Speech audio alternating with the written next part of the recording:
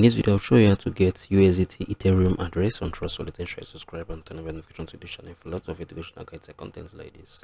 Head over to your Trust Wallet, right? So we are on Trust Wallet. We want to get the USDT Ethereum. I'm going to click on the manage crypto. Once I click on manage crypto, I'm going to scroll down gradually, right?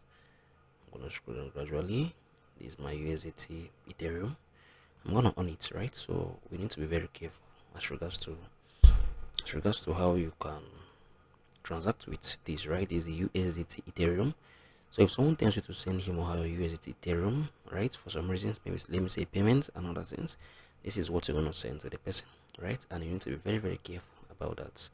So if you find this video helpful, please share your thoughts below in the comment section. Thank you guys for watching through the video. I really appreciate it. I'm going to see you all in the very next one.